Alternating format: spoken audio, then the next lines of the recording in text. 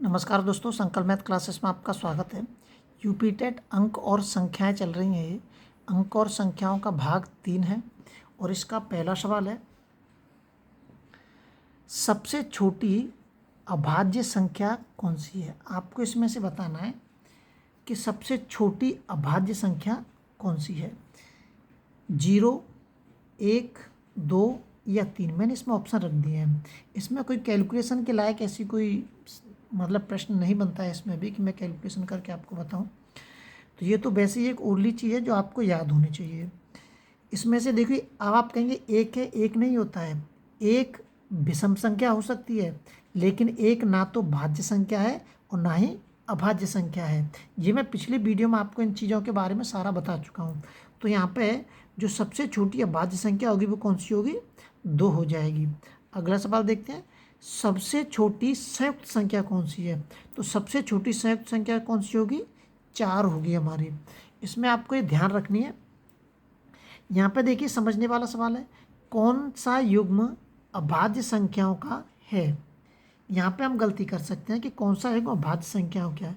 क्या 1 और 3 होगा, क्या 11 और 13 होगा, क्या 21 और 23 होगा, या 19 और 21 होगा। देखिए, ये तो होगा ही नहीं। अभाज्य पूछ रहा है तो देखिए 21 में भाग चला जाएगा, 3 का भी चला जाएगा, 7 का भी चला जाएगा, यहाँ पे भी इसमें चला जाएगा।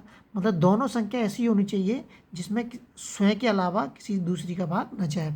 तो ये दोनों तो हमारे खत्म हो गए, कैंसिल हो गए ये दोनों, तो है ना। अब बच्चे हैं ये वाले दोनों।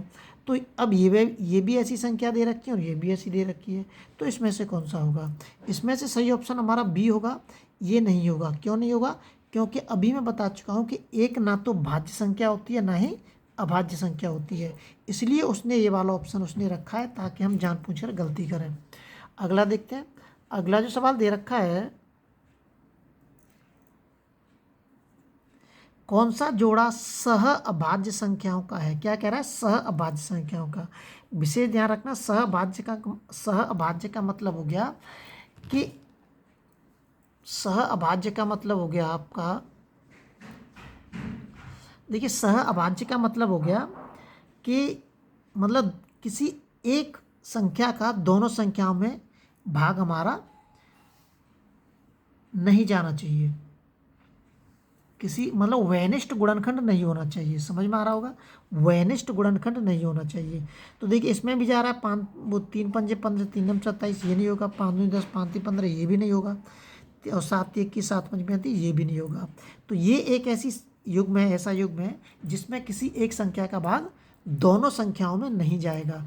मतलब इसमें वैनिष्ट गुणनखंड नहीं होने चाहिए, ये ध्यान रखना है आपको। आगे कह रहा है वो कि 3 अंक, ये सह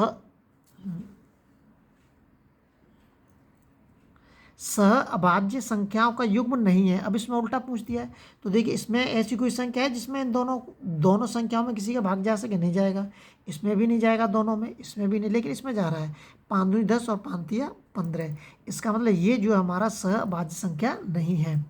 3 अंकों की सबसे छोटी संख्या, सबसे छोटी अभाज्य संख्या क्या होगी, 1 से 1। ये नॉर्मली क्वेश्चन है। आगे दे रखा है, आगे दे रखा है इसमें 2 अंकों की सबसे छोटी विषम संख्या कौन सी होगी, 11 होगी।